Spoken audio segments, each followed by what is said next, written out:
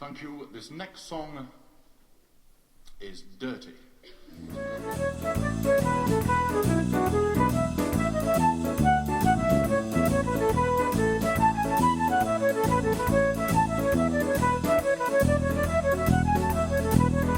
Hi, I'm Andrew Alstone. I'm Clary Maguire. This is Folkbuddies.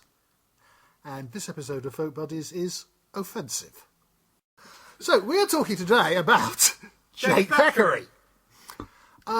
I was going to say, I was trying to think of how we start this, and then the other thing I could think of to say was about a year ago, we did a programme about Woody Guthrie. Yes. Not a very similar performer to Jake Thackray, although they were both men, they both played guitars, they both sang, they were both from Yorkshire, apart from Woody Guthrie. But unless we do one on Bob Dylan, I suppose, or unless we do one on Elvis, which isn't likely, Jake Thackray is the only person apart from Woody Guthrie who I think is one of the unconditional greats. Yes. Yes. I'll tell you who I would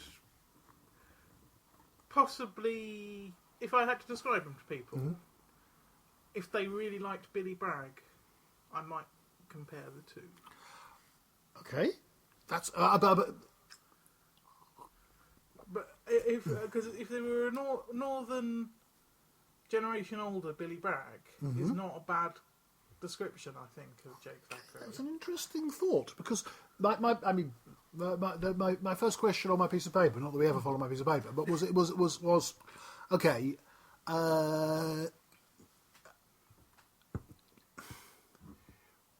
We're British. We never respect our national treasures. So I guess there are a lot of people. Let's assume there are a lot of people who don't know who Jake Thackray was. Don't know him. How would you or think he's Richard Stilgoe? Or think he's Richard Stilgoe? That's not me being no. willfully. No. Or Doc Cox. Or Doc Cox? I think. Sorry, I have no idea. What Richard Stilgoe was was in my day the topical Song of the Week man on That's Life. Yeah. And he was then replaced by a very unfunny man called Doc Cox. See, I don't remember him. I mean, but before my time, I think probably when it was still what was Esther Ransom's husband called? Braden's About, wasn't it? Yeah. Preceded. I think, but Jake Thackray was the topical singer of the week on That's Life. But yeah, okay. People might think he was Richard Stilgoe. They might think he was Jesper Carrot. Oh God, yes. Oh God, yes. But no, I mean, yeah. But he's none of those things. He's none of those people. So who is? He's Who is? really very good. I'm going to keep going with the Billy Bragg thing in that he's a. No, sorry, I phrased it badly, so it sounds like I'm poorly describing Billy Bragg. Jake Thackray was rather, a singer in the Jacques Brel, Georges Bresson, French-Belgian style, chanteur type thing, from Leeds. When would he have been born? I would say late 30s, early 40s. Yeah, I haven't actually got his dates written down, but that kind of age. Teacher before he was a performer. Yeah. Wrote really fantastic.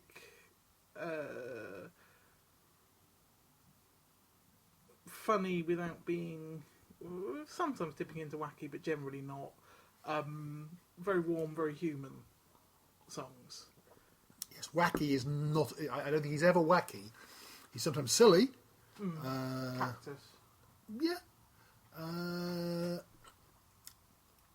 You absolutely. Obviously, in the style of Georges Bresson. But the other thing that people will say of him is Yorkshire no coward. No, I don't. Oh yes, no, I can see that. Yeah. No, I don't know if there's any familial link between El Coward and Bresson. They're not of the right era, are they? So that, no, I mean they'd be contemporaries, so they wouldn't. Yeah, but I don't know if they want each other. Yeah. fantastic guitarist. Very good at coming up with tunes. Listening to right the way through the compilation set, he does reuse tunes, which I hadn't noticed before. That a very nondescript song called "The Singer," which no one knows isn't very funny, resurfaces as a fantastic religious song called "The Country Boy." So he does, but a very good tune writer, but primarily absolutely amazing wordsmith. Just both in terms of storytelling, of jokes, of burlesque, and incredibly dense rhymes and wordplay, and just in touch with the English language. He does some wonderful things where he had a habit of doing songs that were translations of Brel or Bresson, but that weren't translations. He would take the music and the topic and produce something that you would think, if the original had been in English and those two had been on the same album, I wouldn't have questioned that the same person had wrote them, and they would have gone perfectly as in theme and that. So, yeah, that was... No, I mean, how many are actually translations? I mean, the Gorilla I think that's... is the one which is actually a translation. I think there's only a couple. And it's quite a... And I've actually... It's quite a close... as far as it can be, it's quite a close translation. There's some that he translates back into French. I don't know that... I mean, there could very well be, but I'm not sure. Yeah, because I didn't say he did. I said he did spiritual translation. Yeah, okay. He did, one of the others would do a song on the theme, because he uses quite a few of the different tunes. Yes. And as I say, he will take the tune and he will do a song on a similar theme, but it's quite often not a translation. I see what you're saying. I see what you're saying. Thematic translation. Yeah. Occasionally, he will just completely. He would just take the music and write a completely different song to it. Yes. A lot of George Bresson's songs are incredibly dirty. Yes. From looking at it in French, and I mean my French is incredibly poor. As I always say, I have Christopher Robin level French. Or I've Winnie the Pooh level French. If Christopher Robin tells me what it says, then I can read it. Well, the thing about... I was just saying, I've looked at recordings of Bresson singing the Gorilla, and with translations and subtitles, and compared with Jake Thackray's. While I think what Jake Thackray is translating pretty closely, it's it's slightly toned down. It's slightly... I think Jake Thackray, while he's filthy, he never quite goes beyond double entendre. It can be as explicit a double entendre as you want, but there's a certain... He's never sniggery, is he? Quite often the songs are dirty, but it's not... The laugh is not, I was nearly rude. It's, Willies are funny. Yeah, but or not in the case of the Gorilla. But the opening thing of the Gorilla is a direct translation. People who don't know the song, a sex-crazed gorilla rapes a judge. Yes, basically. It's basically a 4-verse setup for the line, even judges make mistakes. Yeah. There is a find it on YouTube. It's astonishing, but there's a clip of him doing it all on a TV program, and Georges Bresson intended it as a satire on the French judiciary and specifically on capital punishment. Jake Thackray introduces it as such. It's fairly hard to actually read that way. I mean, It took me 15 years to click that it was the line, the judges make mistake was the point, not, oh, the gorilla symbolises runaway, whatever. Yeah, the satirical point is actually, I think, and which is more explicit in the Bresson. The judge is raping the gorilla. No, the other way around. The gorilla is raping the judge. That's funny. If it's The gorilla is raping the judge, and the judge is there in the French. Maman pleure beaucoup. My French is brilliant. In Thackray, in time the gorilla's desires were more or less gratified. The judge, being rather biased, couldn't see the funny side. He was kicking and screaming and wailing when his moment of truth had come, like those wretches he orders daily to be taken away and hung. And then in Bristol, I'm not going to try attempt the French, but like the man who that very day he'd had decapitated. And I think it's sort of supposed to be a sort of, the judge is all very calm and serious in court, and now he's screaming like the convict. I don't think that's it comes across to me more as a just. It comes across to me more, if it's a satire, it's more a satire in terms of, soju pompous. Because I think in possibly the George Bresson one, you're entirely right. I think that I was influenced by the fact that Jake Thackray explicitly refers to it as being about capital punishment. Yes. Oh, there's this the introduction.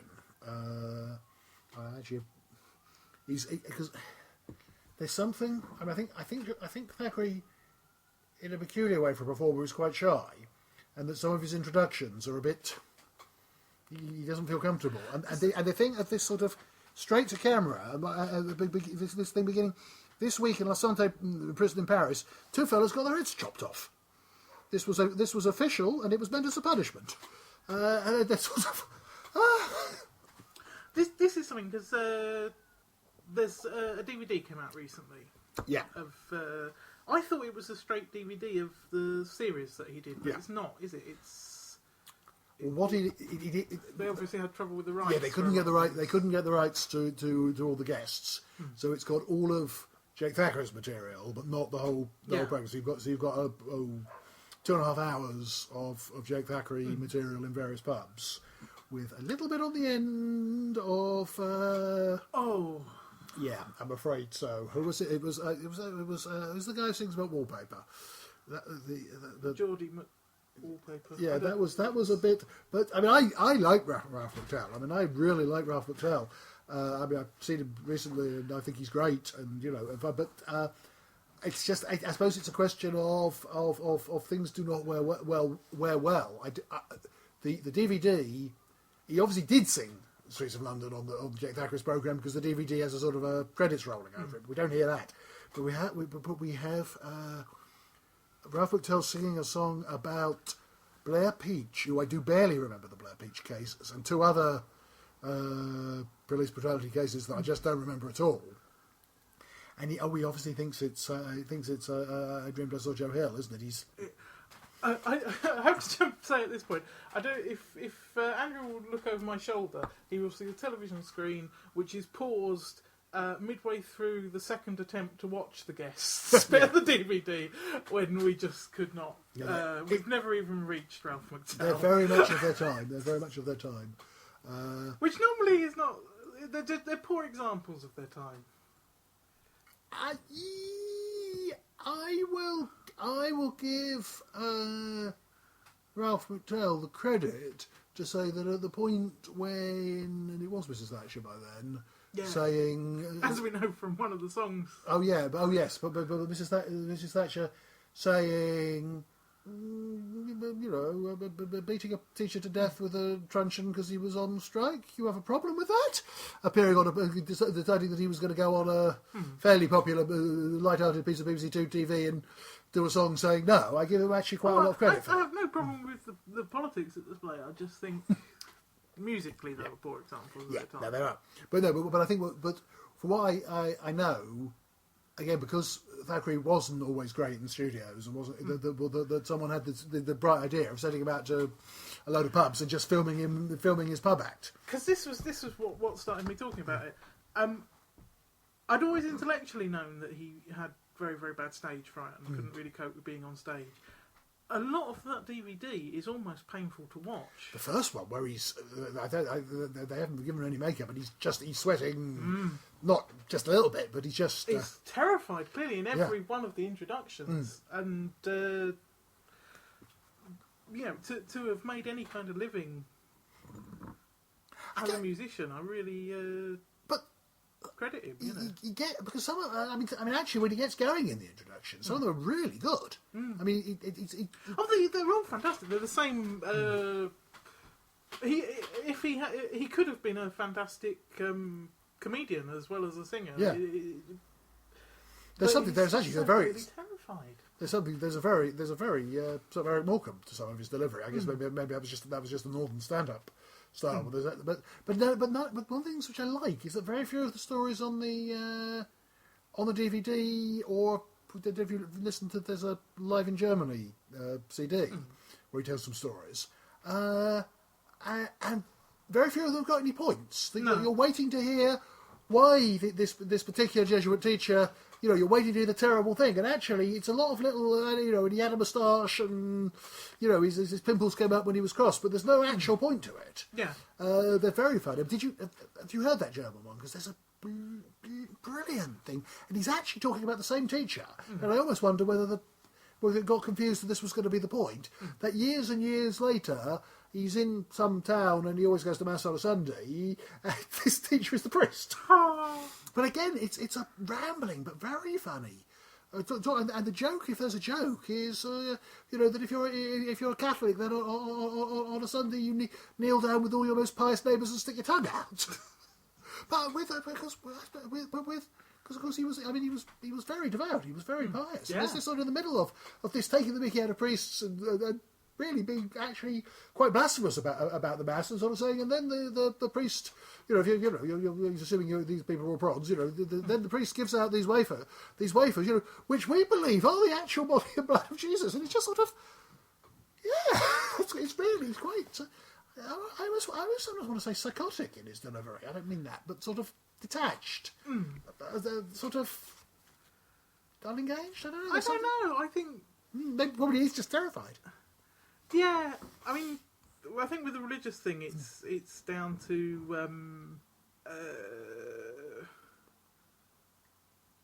I think I've said before about Catholicism, similar to Judaism, tends to be something that is raised that ends up as I'm trying to think of a way to phrase it, within rather than on top of. So there's no disconnect between sincere belief and casual discussion, sort of thing. But I probably should. It's a practice. If you're a practicing Catholic, is it that? I think if there's the practice of the religion, so you don't have to do the endless faking of sincerity, because if you're practicing it, you. I think it's as kind of broad and basic as having the kind of almost American born again thing of being raised just in complete conviction that you're right. Yeah. But coupled with the fact that certainly in England and Ireland, you tend, if you're a Catholic, to be at the lower end of working class. Yeah. So you don't. So you have non-patronising arrogance. Yeah. Because you've never had a chance to pat anyone on the head and say, "Oh, it's nice that you think that," because you're spending the whole time trying not to be fired or whatever. But you're right, and so you get to do whatever you want, kind of thing. I really wish I wasn't drunk when I was having this. I don't know what his backstory was. I don't know whether he was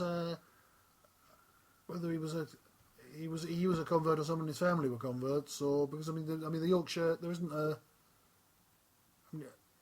He came Lee.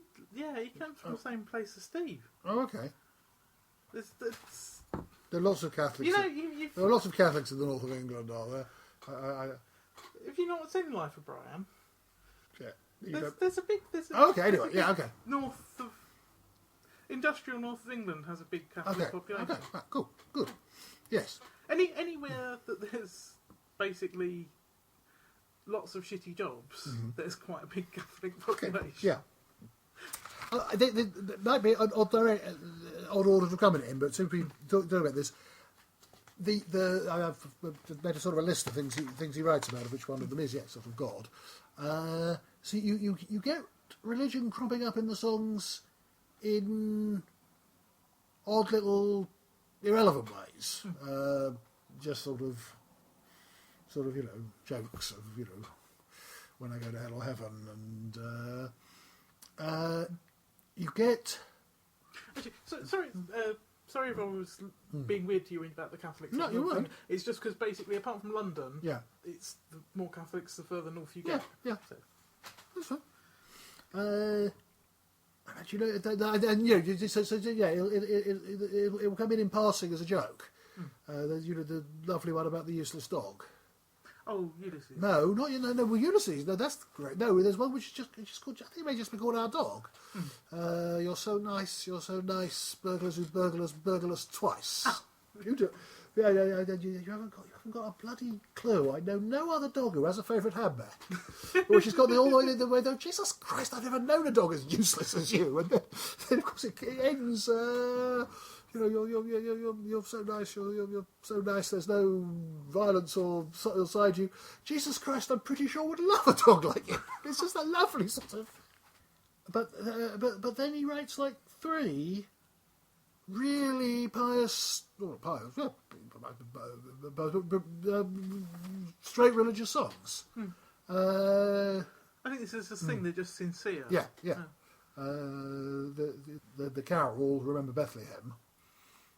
You're going to tell me that you're going to say I've got a mixed up idea about Catholicism here, because I Remember Bethlehem is a beautiful, sweet song. But no, just that in that his characterisation of Mary is very, very human. When she looked at the child, I imagine she smiled, and it's my guess that Mary cried a little. I mean, I think that you're right in that is a big Catholic thing, because it's a whole thing of having Mary almost as more of an identifying point than Jesus. Okay. Yes. So that's good. So it's a good job I didn't say, because that surprised me, because I thought Catholics it was all Our Lady up there, very. Oh no, but that's not the point. No. The point is she's our favourite. But it's very rare I get to be Catholic on this podcast. Usually I'm the voice of Judaism. But it's like, because Catholicism is 95% mums and nans and aunties, so she's always there as God's mum. Yes. Rather than, but again, it's being able to balance both things in your mind at once. There's no, I wouldn't have thought of there being a disconnect.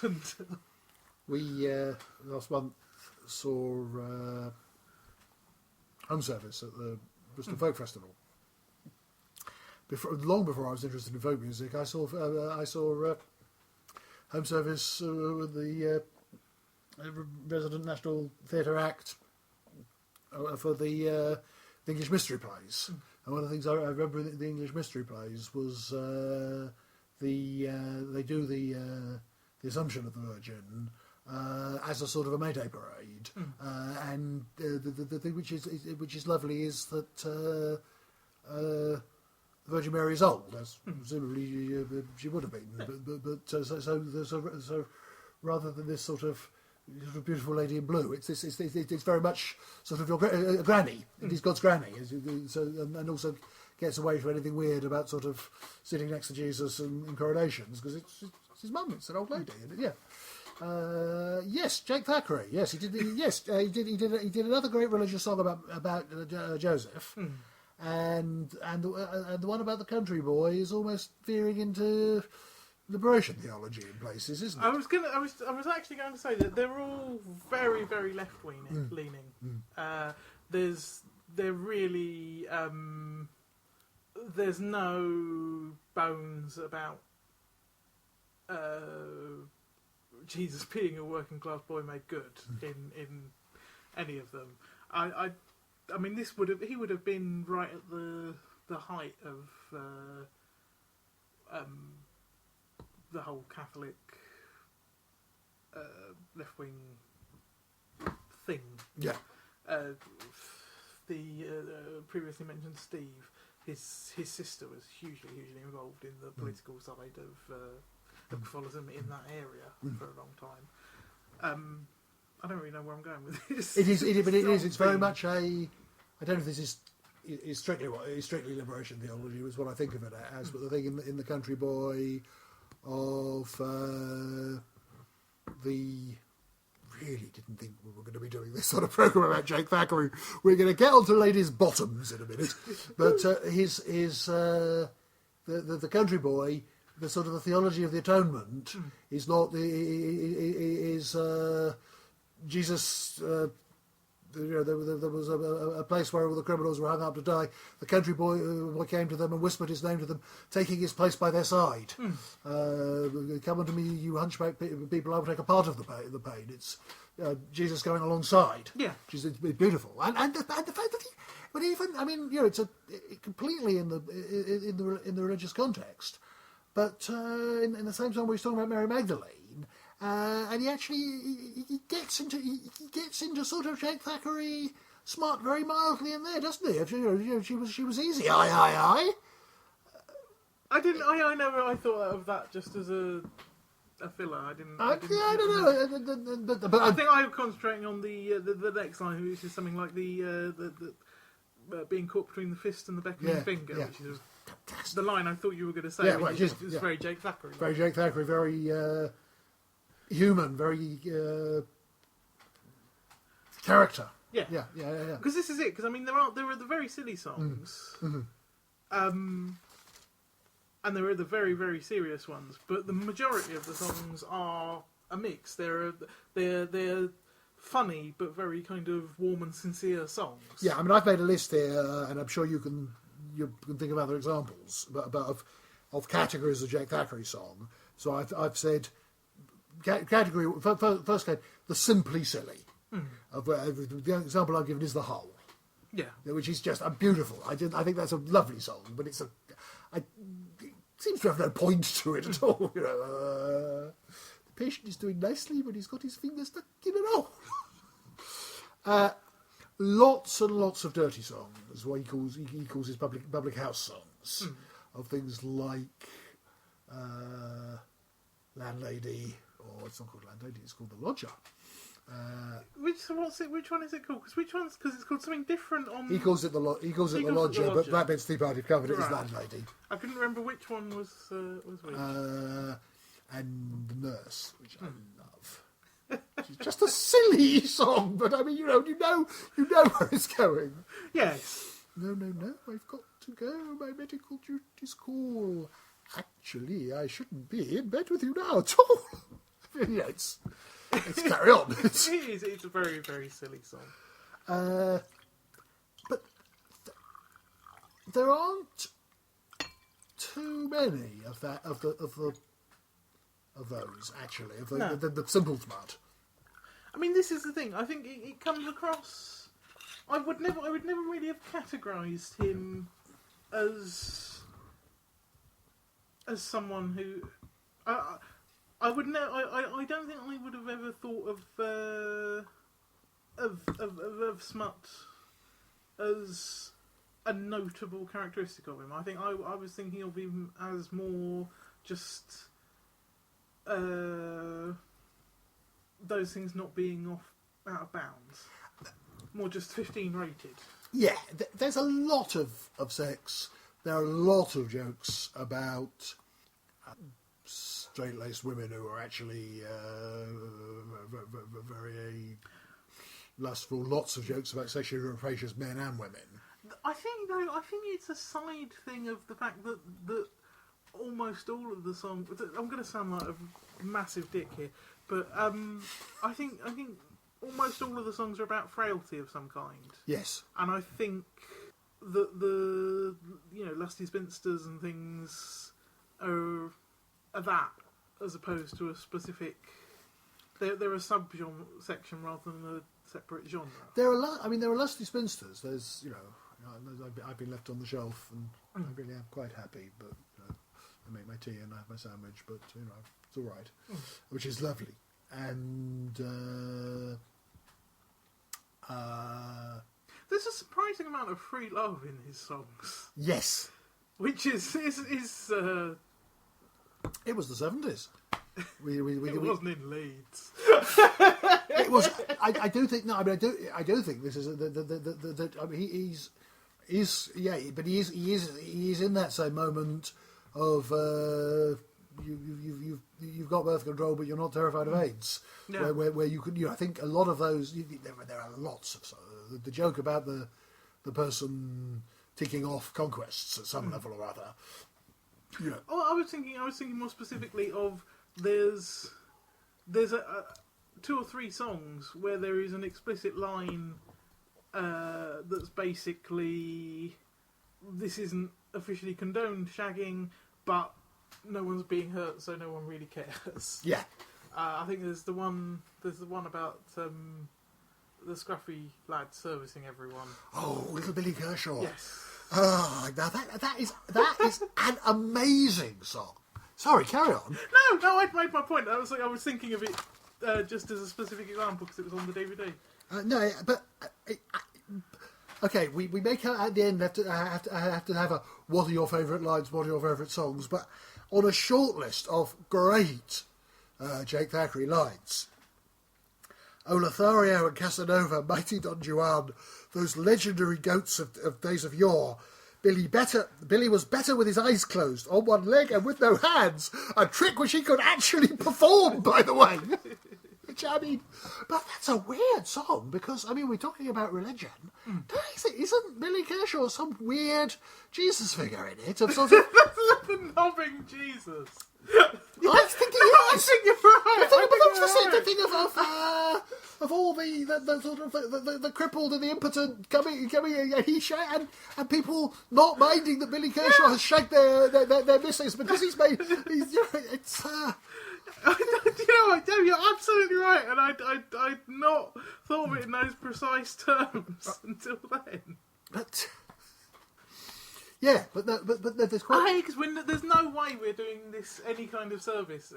Anyone who hasn't listened to Jake Thackray before, no matter what they end up thinking at the end of this podcast, has to go and listen to something because. Yeah, the way I would most sell him, and I always over compare people that I like, but I did the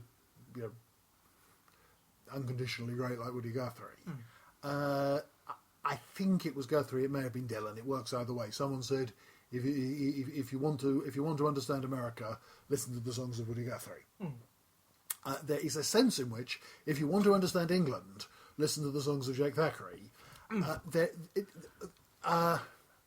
On the surface, it's sex jokes and terrible puns and complicated wordplays and all of this, which is brilliant. I think one of the things that many of the performers who I most admire in different ways have in common is the sense of reflecting or creating a world. Something Steve Knightley said, and frankly, there's no one less like Jake Thackray than Steve Knightley.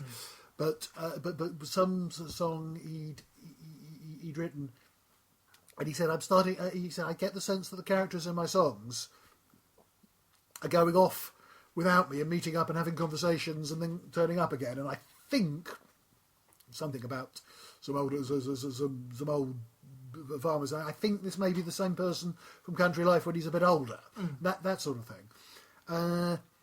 This and I've never ridden in a boxcar, but that world Woody Guthrie gives you, and this and it was obsolescent when he was writing about it. This 1970s northern, I suppose, suburban world where televisions are slightly luxury items. Certainly watching television is the thing you positively do. The number of people in his songs who watch the epilogue. Yes. Now, who remembers the epilogue? I think it's one of those things as well where it helps. It rhymes with a lot of things. Yeah, but I mean, it was a thing. It was definitely a thing. I don't remember it, but I know. TV shut down at about 11 o'clock. It didn't go on all night. And a vicar came on and gave a little talk, and they played "God Save the Queen." A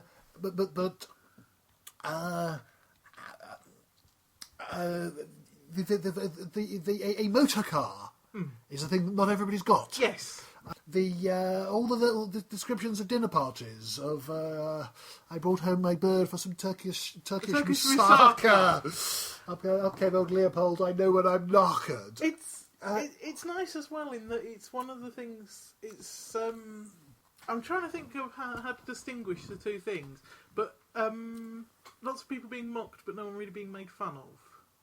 There's a lot of a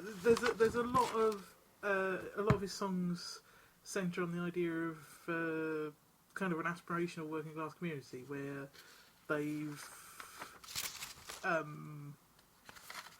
got significantly more money and opportunities than the previous generation. They are aspiring towards these position and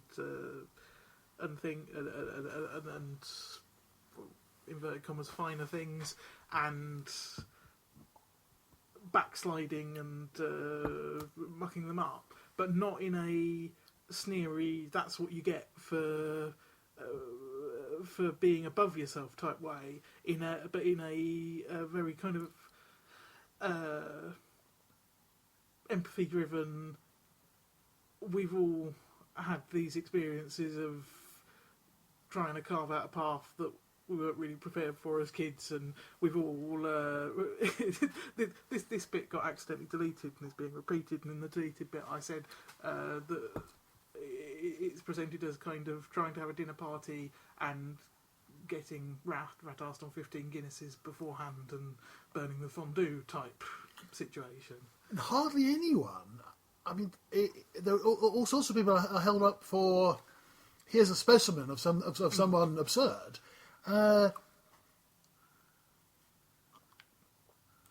Someone's going to come in, be able to come in and tell me others. But I can only think of probably two people. Pretty bad. The Brigadier, who is because he's lording it over people, and. Is it Caroline Digby Pratt? There's the upper class lady, debutante, who can't find anyone to marry, and he says something like, "Oh God, it certainly won't be me."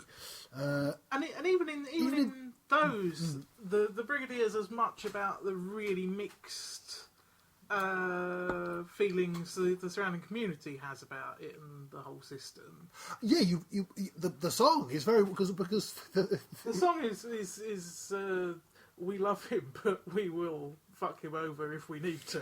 Yeah, I was going to say the song is down on the Brigadier because he's self-righteous, but much of the song is we're country folk, and these silly city people come to our village and force the line around, making bloody pottery. We don't care. Yeah, because I mean the entire song is sung as ostensibly affectionate towards the Brigadier, and then has the hook at the end where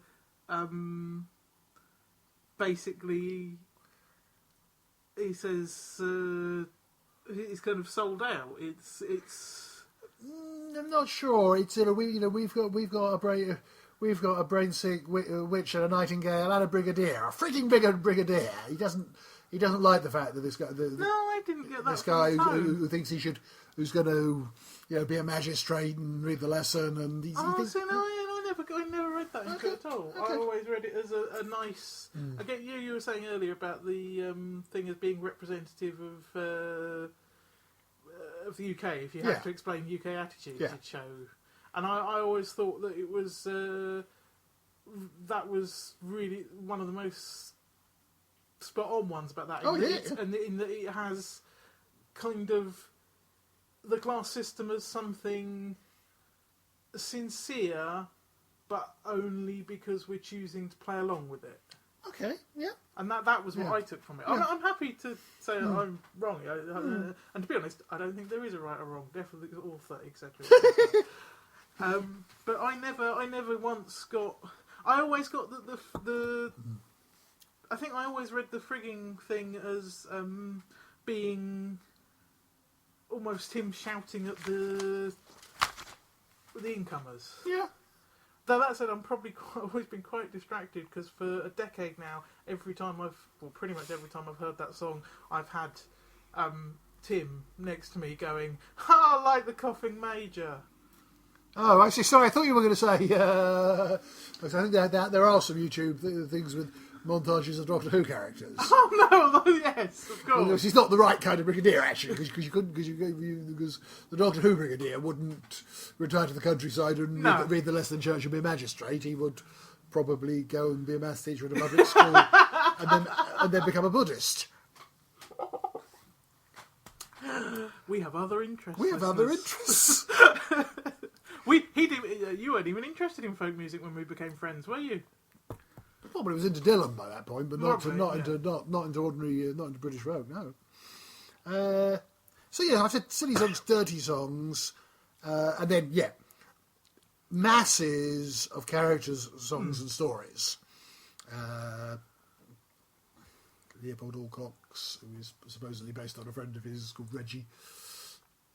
Yes, it's called something. He's got a worse name, but. It's on. Sorry, the thing I was going to say was that Leopold Alcock's is on surprisingly few releases. Yeah. Although I think most of Jake Thackray's stuff is in print now. There was a long period where a lot of it wasn't. And you've got you've got a lot of stuff that the BBC have got. Now there's been this one DVD. I assume that at some point they'll be able to extract all the bits from Mr. Anson and so forth.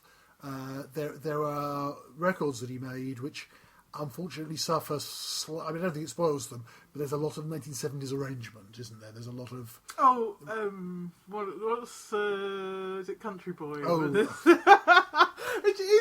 be honest, it's not. It's not necessarily bad. It's just it's in the middle of all these lovely sparse. There's something we haven't mentioned. We referred to him as being talented musically, but one of the things he does is I'm making guitar movements with my hands. Clary is doing air guitar. Let's do some air guitar, Jake Thackray. But he does incredibly skillful things that sound nursery simple. I when I first started learning the guitar, I went and looked up how to play a bunch of his songs, and it was like being punched in the stomach because they sound like they're going to be in your first guitar book, and they're things you need 20 years to play. And so on the website where it gives you the chords. There are notes of saying, I think he's done this, it's not sure what he's done. But they all sound so simple. Yeah. But so you've got an album of all this, and then in the middle you've got real 70s brass and a backing like... But there's a lot, actually, there's a lot of them. I mean, the religious ones, inevitably make a producer want to have a heavenly choir going, freedom, and so forth. But I mean, there's one of the studio, the Jolly Captain, which is just a simple little song. There's that's the one where his wife his old wife has promised that if he marries another, I'll rise from my grave and haunt you vexatiously. And the sea captain. When she's dead, he cries a bit on the Friday and marries an apple cheek girl on the Saturday. But isn't she going to rise from her grave and haunt us? No, I've buried her face downwards. She's a long way to go.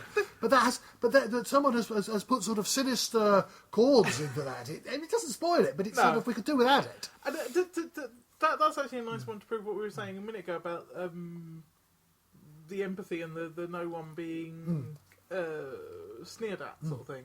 In the, even the dead wife in that, who is, you know, a seaside postcard harridan. There's a couple of lines pointing out that, you know, her and the captain were young and hopeful once. Oh, it's brilliant! He didn't like her. He didn't like her her, much, but but he she loved her. Yes, He didn't like her much, but he loved her. But she's just, you know, beautiful. Just everyone go and listen to Jake Thackray. It's really good. And then I've also put a category, just a dry list. I've also done stories. I think are the things which I like most. Yeah. Where you've got, most of his songs are story songs, but you have a few which are these long narratives. Widow of Bridlington. Oh yes. Which is. When a decade ago, Jesus, a decade ago, I came out of a very, very bad relationship where I was being beaten up and stuff, and I listened to the Widow of Bridlington about 40 times a day because tell the readers what it's about. The song is about a widow in Bridlington who says, well, my husband's died, my children are grown-ups and have left home, I'm going to suit myself. And people then, and now, unfortunately, do not particularly like women suiting themselves. So things build and build until basically her neighbours break into her house and shave her hair off. Yeah. And she cleans up, she washes up, and she literally says, "Bugger Bridlington, I'm going to Scarborough." Goes off to schools a staring poor old bloody Scarborough. And, yes, and it is basically, it's the, if there'd been a competition to write a British version of I Will Survive. Yes, that's what it is. I never thought of that, but that's what it is. It's I Will Survive. It's because you've never been you know, angry woman. But, you know, the thing you're saying about no one, there are no monsters. The thing of you know, neighbours talk as neighbours will. They come and show, and then the thing in the next bit about a few of them came round the next day to say sorry. Yes, that's it. That they've all the bubble's been popped and they've all But I mean, but the details in the song, just this, all these descriptions of her and the dating fisherman. Yes, the coming home smelling of a different fish each day. And the running thing of she was like a blackbird and they were in a cage. If you frighten blackbirds fly away. Oh, it's brilliant. It's brilliant. I mean, that's and sort of in the same ballpark, really, is the blacksmith and the coffee maker. The blacksmith and the coffee maker. That'd be a different thing. The blacksmith and the toffee maker, which I'm sure I read somewhere. It comes out of Laurie Lee or something, but I don't know. That, I don't know where. But the blacksmith loves the old spinster from afar, but too shy to say so. She doesn't think anyone likes her. There's a slightly contrived incident, which is brilliant. It's Chaucerian. It's literally Chaucerian. Yes. She's in the church praying, God send me a man, and the blacksmith happens to be fixing the clock. Hears her, and so pretends to be God and says, "Marry the blacksmith." And the thing is, again, this sounds so fucking stupid, doesn't it? If I heard us describe that, I would never ever listen to it in a million years. But it's such a lovely, sweet song. And it's fairly long, but it's not enormously long. And you have a story. And the thing that we also, and it is, I mean, Chaucer is spot on. But you also have a commentary on the story and a moral, and it's beautiful. I mean, this is as much as a romance as any of the others that you get, and not as much a song and a dance as Romeo and Juliet, nor as wet. Yes, Because their love didn't go to their heads. But he does a lot about sensible love, which I am very, very pro. Both songs about it and the concept. We started talking about religious songs, and no one who knew Jake Thackray is the person who wrote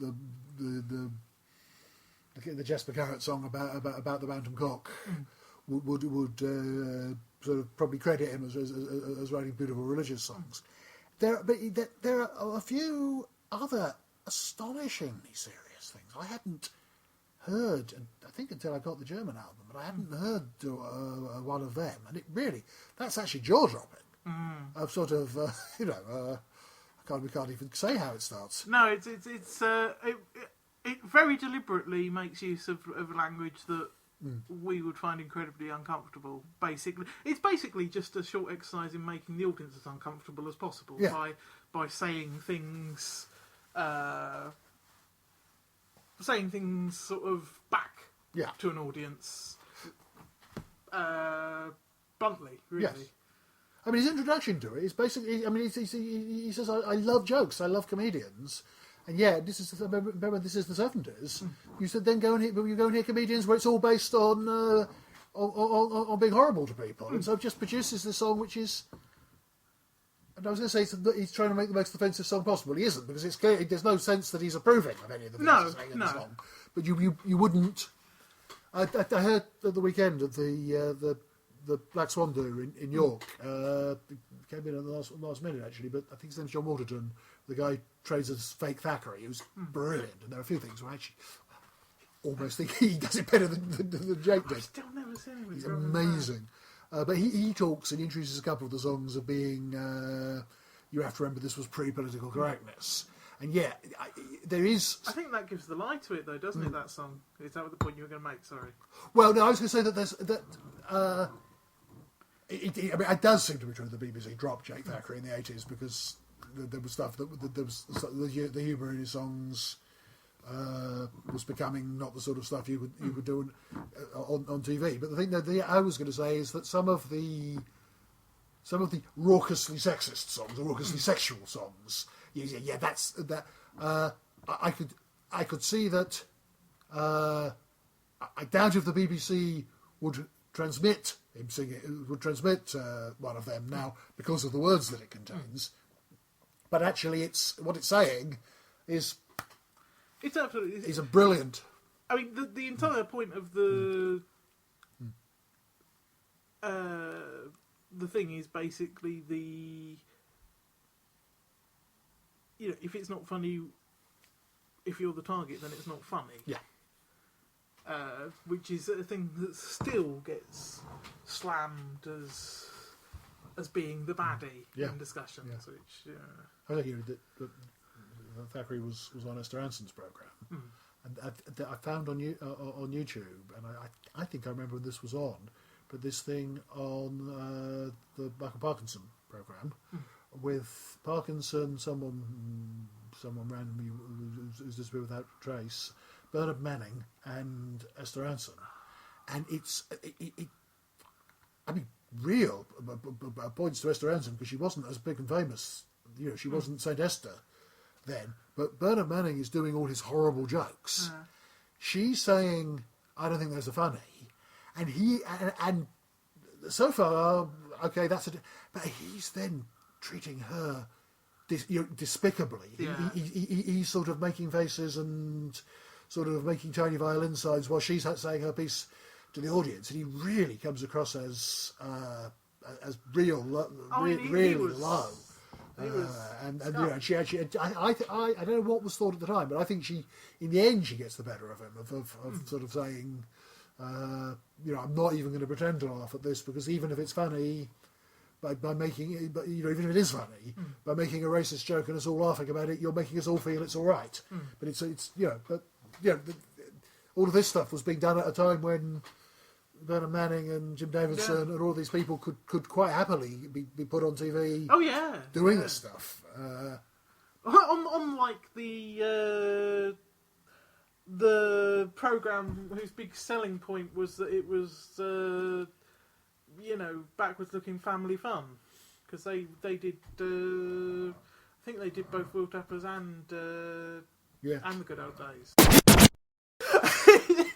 We're talking about this. I do have to say, ask the question. Jake Thackray's sexual politics, is it problematic? I don't think it is. I think so much of it is so clearly. I don't think there's anything in any of the songs that is. And the one thing that I went, oh, Jake Thackray, was so much him being someone who was in his, I suppose he would have been in his 40s, mid to late 40s, I suppose, yeah. At the turn of the 70s and 80s. In that, basically, he tells a story about being in the car with his kids and getting distracted by a lady. Yeah. And in fairness, that has such a fucking brilliant punchline that it doesn't really matter. Yeah. His kids go home and tell his wife that he's been looking at women all day. Yeah. Yeah, but also that, but even that is coming from it's the thing George Orwell says about dirty postcards and things. Okay, George Orwell is a shocking prude, but the thing of you only make jokes about little men with ugly wives ogling beach beauties if you fundamentally believe that marriage is sacrosanct and you're dedicated to your wife. If you believe that, then it's quite funny that your wife has lost her looks and you. And I mean the thing, and he very much puts that of sort of. I'm a man, and naturally this beautiful woman, I found myself looking at her. I mean, I think the big thing that means that I never saw anything to have a problem with is that while you do occasionally have bits like that where sort of women are a thing to be looked at, there's never any point where that's all they are. Even if it's just a side effect of the fact that everyone in the songs has an internal life. Yeah. The women have an internal life. Yeah. I mean, the fake Thackray guy at the festival, he introduced one of Jake Thackray's songs and said, "You've heard a lot of songs this weekend. I guarantee you've heard a lot of songs. It's a folk festival, but I promise you, the one I'm about to sing has the best opening line of any song ever." Oh, it was on again. It was on again. On again, which begins. I love a good bum on a woman. It makes my day. And then, typically of Jake Thackray, goes into philosophy. I love a good bum on a woman. It makes my day. To me, it is palpable proof of God's existence a posteriori. So actually, you have all of Jake Thackray in those two lines because you have a rude opening. Yes. You have a philosophical, a religious gag. You also have a very complicated verbal joke because the rhyme is in the wrong. It says, "I love a good woman, bum on a woman. It makes my day." Yeah. To me, it is palpable proof of God's existence a posteriori. I don't know. This is me here realising this for the first time. And that is brilliant. Yeah. But hang on. To play devil's advocate for a moment. So you have a man who's complaining at length about the women talk and all. His wife won't stop talking, and her family were relieved when he married. There are lots of songs. There are lots of songs in which one of the great things about one of these women he's in love with is that they're brilliant cooks. That keeps coming up. There's a certain amount of metaphorical language where cats, cactuses, and little ornaments he's bought in the jumble sale are all described in terms of love affairs. Is some of that not? Is there not an argument there that there's an objectification? I mean, the cooking and things. I would point out that it's traditional the gender roles in themselves are not demeaning. They're only demeaning if they're made so. The second half of it, I was just a bit confused by. There's a certain amount of objectification. Look, there's a certain amount of. He will describe his love for an object, as if it's a love affair. Yeah. Is there not a problem with that? I don't think it works that way. I think you're allowed to do it that way. Okay, you are good. I don't have any problem with any of this stuff because my general attitude. I mean, I think there is stuff out there. There are 1970s jokes which are not acceptable, but on the whole, I could look at a lot of the Carry On films and say, yeah, but hang on, blokes do fancy ladies. It is quite funny to have Sid James trying to go to the nudist colony. I was like, this is funny. This is people.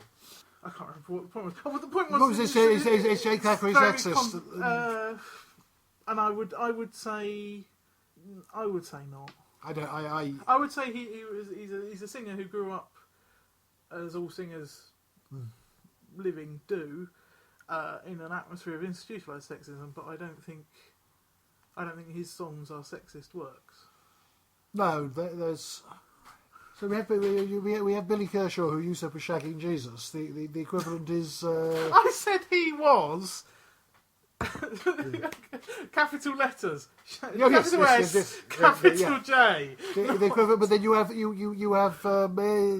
Isabella makes love on national monuments, which is just silly. Yes. But you also have the singer character. I love singing. I want to kiss a vicar's missus, which is just a stupid song. I kissed your wife at the petty sessions. Your wife, your my lord, you have my sympathy. Lots of animals. He likes dogs and cats. Yes. Nothing follows from that, but he does. No. He does. There are a few topical ones where sometimes you wish you knew what the topical thing was. I assume that someone had written to Esther Ranson because they'd only just discovered that you need 2 cactuses and that. I mean, I think the cactus is a funny song, but you sort of think about topical references. Fake Thackray at the weekend sang Miss World, which I've never heard before. Oh yes. Which apparently, according to him, Jake Thackray had been ill and said, couldn't go to the rehearsal, but said, I'll send you, or I'll read down the phone the words. And the producer said, no, you've never let us down yet. So this thing went out live without anyone. It's quite, but in terms of a joke which you know, which it's very much of its time, but Miss South Rhodesia is here. You'll see she's a shade or 2 lighter. She's awful keen to keep her party clean, and UDI washes whiter. And what does Miss USA say? She says that she's everyone's sister, but she don't give a damn for Miss Vietnam, and she reckons Miss Russia's a mister. This is brilliant. It is. I mean, everything is brilliant. Do you see why I was saying about the Billy Bragg thing of the neat turns of phrases, the mundane day-to-day stuff and the political all being stirred together in a big pot? Yeah, I see all that. Do you not see Jake Thackray in the... I can't remember whether the whole album was called England Half English. It was called, yeah. I'm not saying Billy Bragg's as good as Jake Thackray. No. I just think that. But then I described Gaz Brookfield as if you could imagine a young Protestant Southern middle class atheist Jake Thackeray. He's nothing like that. But I mean, in terms of being good with words and writing about stuff that happens, but then that doesn't. That's not very. Yeah, you've said, one of the things I've written down here is we've talked about influences, which is basically the French guys. Who is there? Did Thackray influence anyone? Did he go anywhere, or is he like William Blake, a sort of a lovely bubble of a thing that happened that didn't affect the world around him? Not the world around him. It didn't. There aren't. You can't see that he founded a movement. No, I think the thing is, I think it's more that he was part of a little knot of musicians.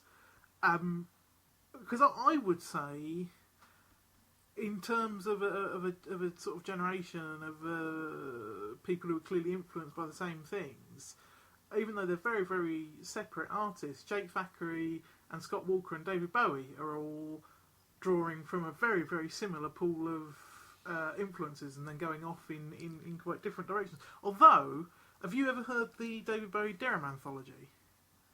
It's David Bowie's first album, and I can say certainly there are at least 3 songs on there that if you'd never heard Jake Thackray and I gave you a Jake Thackray album and I had the magical gift to treat David Bowie's voice so it sounded like Jake Thackray, it would take you 3 goes through till you said, did someone else write those 3? Okay. Have you ever heard She's Got Medals? It's a song. It's a David Bowie song about a woman who goes off to fight in the First World War. From context, First World War, and serves well, and then gets tired and fakes her death to desert. And it's not a particularly good David Bowie song, and it's nowhere near as good as a Jake Thackray song on that topic would be, but it's the same puddle. It's the same. It's an overlap in a Venn diagram. I have to go and listen. I've just. I'll show it to you after this. But I mean the two. But then the two somewhat contemporary people who I find somewhat similar, the unfamous Leon Russellson songs, not the anthemic ones, but the ones which he does better himself, are quite a lot like Jake Thackray. But then Leon Russellson wrote The Ghost of George Bresson. And you know, there's an influence there. Well, that's what I'm saying. But yeah, and also again, to an extent, Flanders and Swan, but then they recorded. I was going to say, presumably they'd be an influence on him. Yeah, but by very weeks exactly. But they're also coming from. They recorded The War of 1418. They're coming from Bresson. I wish I knew more French so I could listen to George Bresson because I guess he's great. He is very, very good. As is Jack Brown. I mean, a few current singers certainly reference. I mean, Chris Wood often talks about Thackray. He always quotes, in fact, slightly misquotes. There may be better looking, better cooking women than you, better slung and better at buns than you. But they'd have, like us not, better tasting men than you have got. So, darling, I'll have to make do with you, which is. And if you've the listener have never heard it as well, it's set to a deliberately slightly soapy sounding tune. But that and La Di Da and things. That's a great regret in my life that we didn't do the first dance. I'm not even joking that we didn't do the first dance at the wedding because we don't have a song because we're not that kind of couple. This is we should have talked about. As we said this before, we were talking about translation, but Jake Thackray translated La Di Da back into French as Tra La La. Yes. And I think he did. It may have been he wrote it in French and translated it because the French, from what I can see, the French version is better. If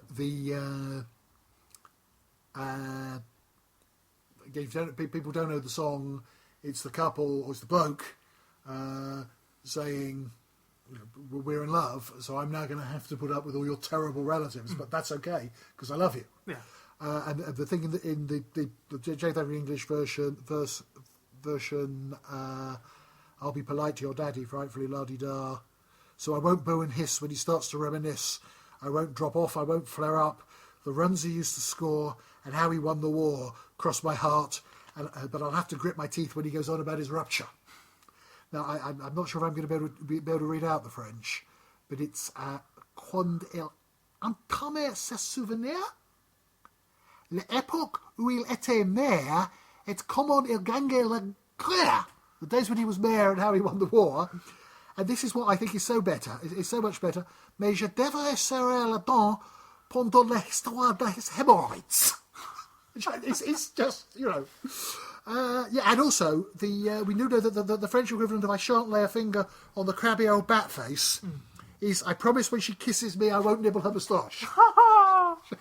I mean, we should say as well, like most of the songs we're doing it because a lot of the way we describe the songs, a lot of them have a surface point and an underneath point. Because the underneath point of La Di Da, and indeed the hook line at the end, is the idea that once they're married, there'll be a unit and they won't have to demonstrate their love and their better selves to people around them. Yeah. And also the fact that it's got a fantastic tune. That a lot of this reading out lyrics, it comes out like patter, and actually the Leon Russellson songs that I'm saying are a little like Jack Thackray are often patter songs without much tune. I was thinking the Pelton in Nutshells. What's the name? Did Away with Sin. Oh, yes. Oh, gosh. Pause. Historical man whose name we should really know. I mean, he's a cook. Yes, so he's a laughing cup. So he's a something roaring ranter. But that's got a bit of yes, it does. But yeah, it does. It does. Abby's a cop. Abby's a cop. Yes. You can go and look him up on Wikipedia, listeners. Yes. So there was one other thing I thought we ought to talk about. Dogs, cats, ladies, sex, marriage, God. Okay, maybe there isn't. Okay, we've got to do the impossible now. Well, what's the impossible here? Okay, favourite Jack Thackray song? God. Oh, man.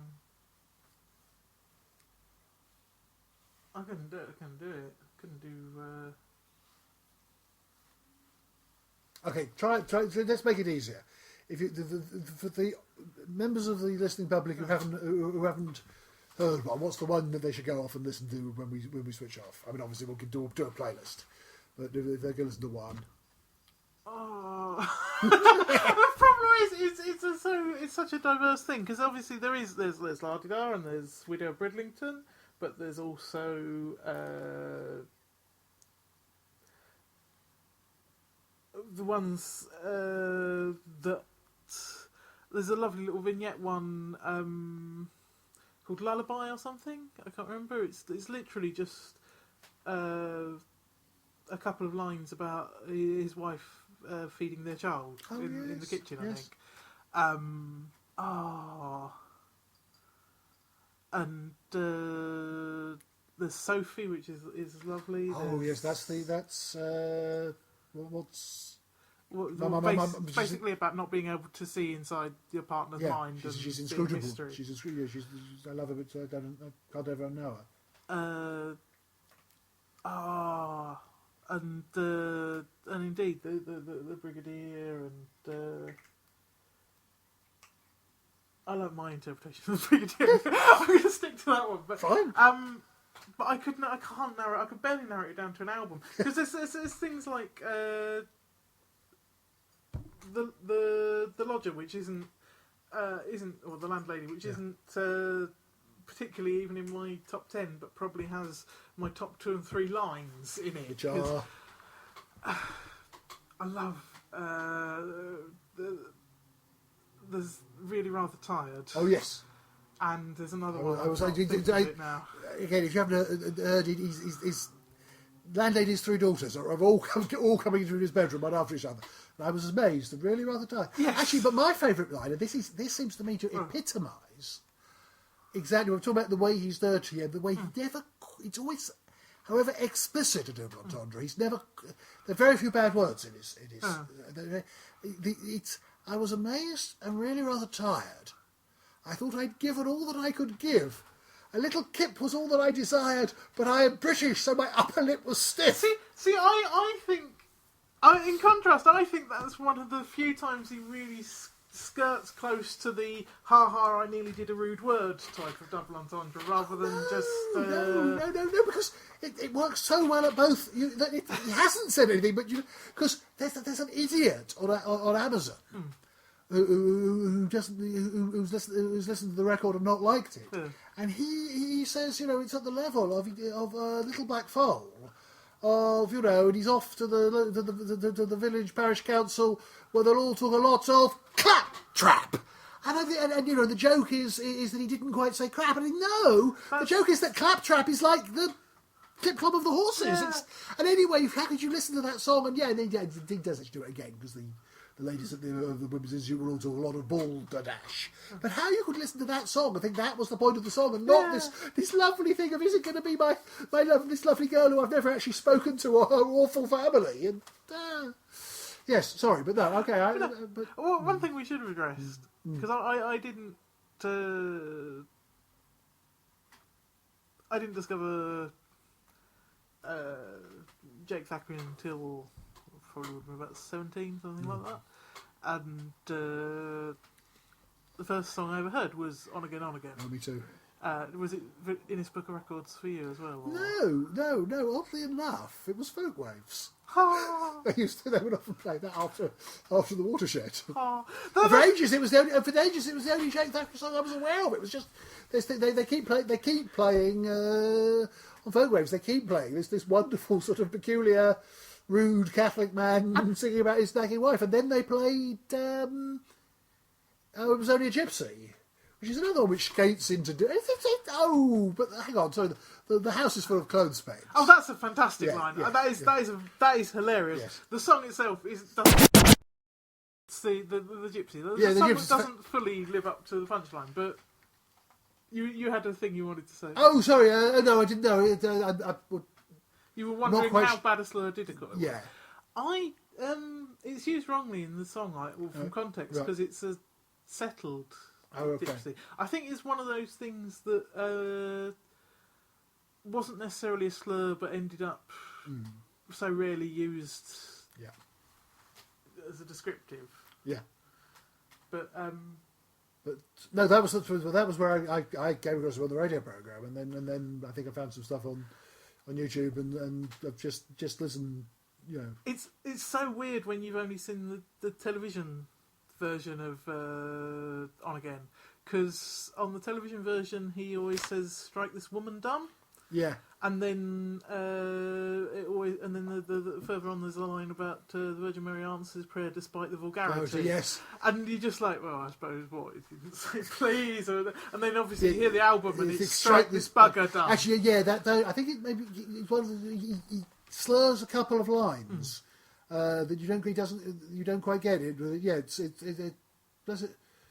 Mother of God, I cried one day. Oh, let thy kingdom come, and while it's coming, Mother, won't you strike this bugger dumb? Yes. Yeah. And again leads into the idea of the Virgin Mary appearing to answer his prayer, and the lovely little rhythmic thing of despite the vulgarity. Yes.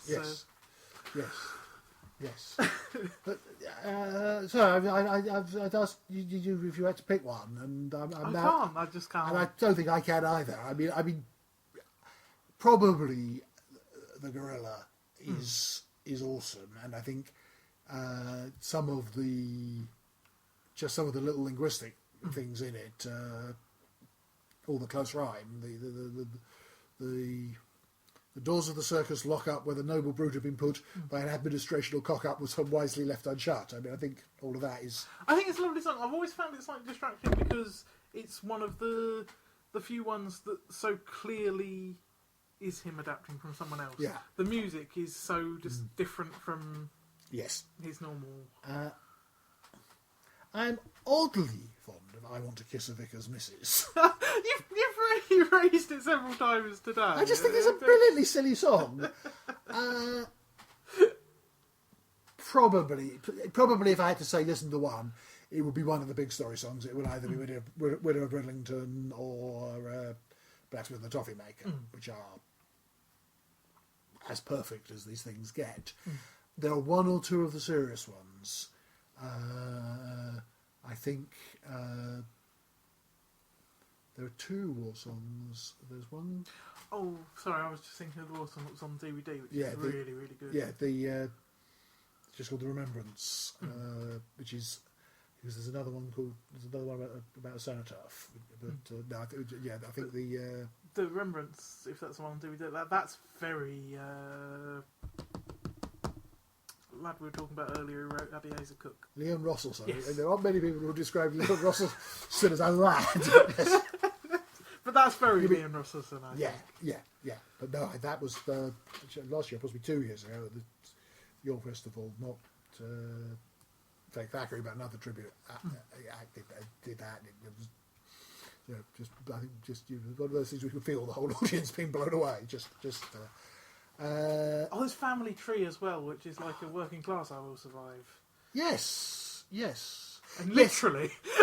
That just reminds me when we were talking about the sexism and political correctness. Because that does have the once raped a Duchess. Yeah, which isn't which there are subsequent recordings which he changes to by a garber who slept with a Duchess, which is that better or worse?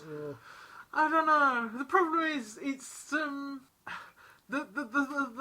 shock value does give it an extra laugh. Yeah, but it's also it's in no. Fake Thackray resorted when he did Bantam Cock to he gave me a. Well, what did he go? He gave me a grim little stare in the way sex maniacs do. See, yeah, Which the song says the song. Yeah, the audience says in the way that rapists do. Which I've never really thought of as problematic because it's an evil raping chicken. It's it's meant to be this slightly kind of wide-eyed evil glare that he's talking about. He's not going. He bought me a pint and it was brilliant the way that rapists do. No, it wasn't. Yeah. It's evil Poyo, a little joke there for all the Image Comics readers in our audience. I forgot where I was going with this. I was going somewhere deliberate with it. We were talking about favourite lines and favourite. Oh yeah, I think if I was writing it today, I'd go for Grope to Duchess because you got the same shock thing, but without having an idea of approving of raping duchesses. I've just apropos to absolutely nothing. I've just noticed I've written down on my list of Great Lines personal column, which is another wonderful, which is another thing of how English and how human and desperate. The widow 46 would like sophisticated gentlemen to contact her. Similar interests with a view to friendliness. Motorcar preferred. Mrs. Ivy Armitage thanks all her friends for kindnesses when times were hard. And the Honourable Dickie Chumley is not sending anybody any Christmas cards. We could just sit here quoting Jake Thackray songs all night.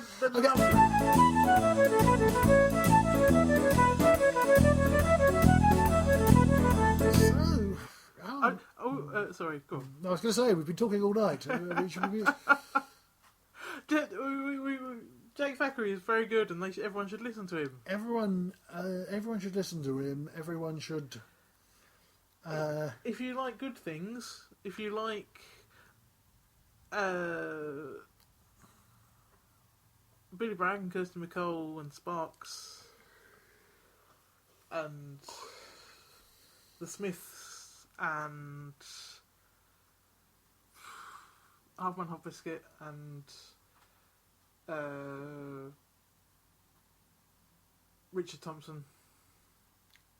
Oh, Richard Thompson, actually, Richard Thompson. Sorry, that's the first of those comparisons. It's made me say, I say that because Richard Thompson is full of story songs about marginalised people and drunk people and losers. I see that.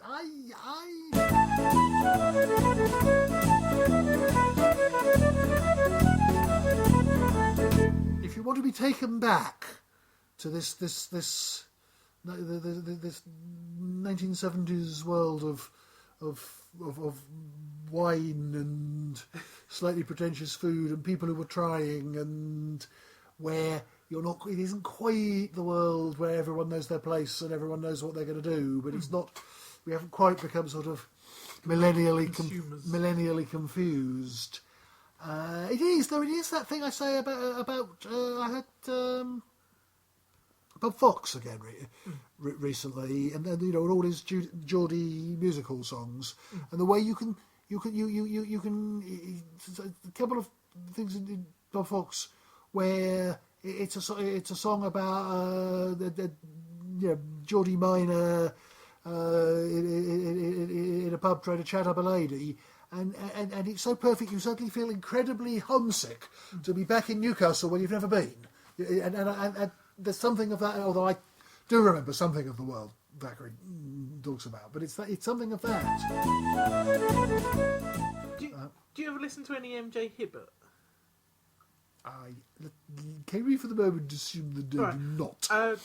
I'll have to send you some links, because I feel like he's again not, we have to assume that every comparison we're prefacing, even David fucking Bowie, we're prefacing with is not quite as good as Jack Thackray, but MJ Hibbert is kind of doing a similar sort of thing to Jake Thackray, but it's now. It's someone who was, I would guess he's between our ages and would have been like just coming into puberty in like the mid-80s sort of thing. Do you ever hear Hey Hey 16K about all the Spectrum ZX? And, he did a song called Hey Hey 16K, the refrain of which is one of the choruses is we bought it to help with your homework and the household accounts if your dad ever sorts it all out, which is such a lovely capture of the early kind of home computing thing. And he also does the song called The Message of the Smiths, which is about not disliking good things just because fuckwits like it. That is and it's very. All of the things I think of that are like Jake Thackray aren't necessarily similar musically. No. Although MJ Hibbert is kind of at that sort of folky poppy end of things. But they're ones with a similar tone. You know. I keep saying about Half Man Half Biscuit. I think Jake Thackray and Half Man Half Biscuit are the only people I can imagine having a song that references Kendo Nagasaki, the wrestler. Yeah. You know, it's.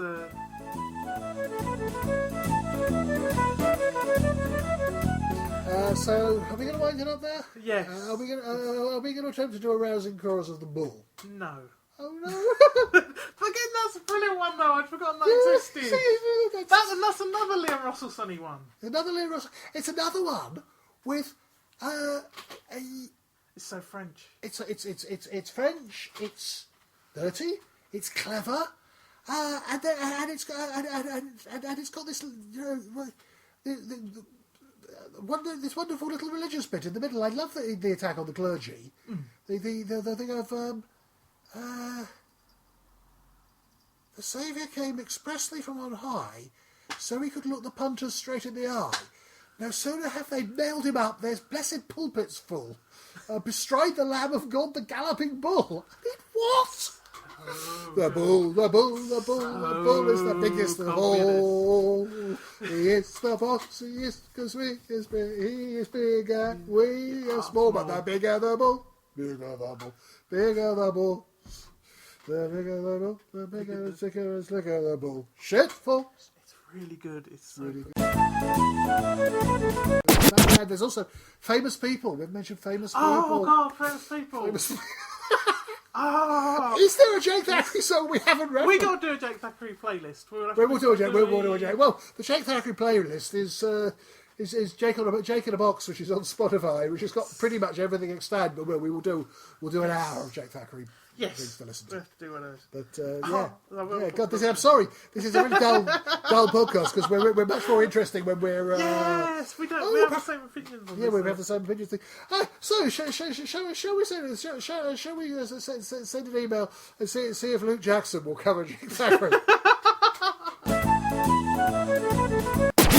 I tell you what, I do wish Yeah. that I discovered Jake Thackray slightly before I did, because he has one of his very silly, his explicitly comedy songs is Sister Josephine, which would have come in very, very handy when my cousin Joe entered the convent. That's the one that's apparently fake Thackray said. Fake Thackray did Cropperty a couple of years ago, and when you're actually, he was literally opening. No, it wasn't Cropperty. No, he was actually touring. He was actually opening for Fairport. Oh yeah. And he said the way you work, the Fairport do it, is they always come on and sing and do a song with the opening act. So they did an arrangement of Sister Josephine. So fake Thackray said, so for 15 weeks, Fairport Convention were my backing group. Well, that's another one that's such a silly song, but it's such lovely lyrical. What is Benazadrine? What is it that he gives to the budgie? It's amphetamines. It is amphetamines, right, yes. Benzos. Right. The listeners can't see the really keen face I made during that, but I think they're amphetamines. Okay, but it's right. I lose track. It's naughty drugs. It's naughty drugs. Naughty drugs that aren't quite as casually prescribed as they were 30 years ago.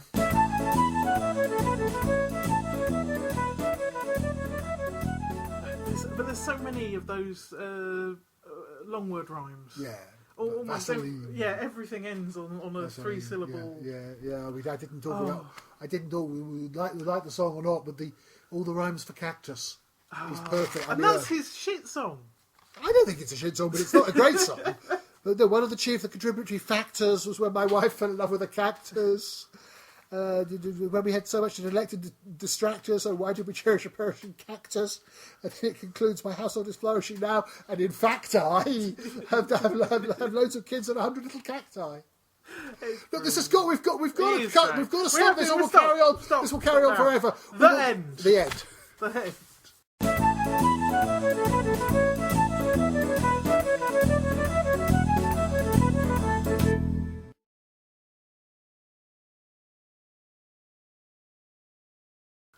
So we really don't feel we've done justice to Jake Thackray. No, this is going on because we're both in the sense that we haven't conveyed just how amazing he is. So if one person who's been listening to this goes away and listens to Jake Thackray, we'll be very pleased. We will.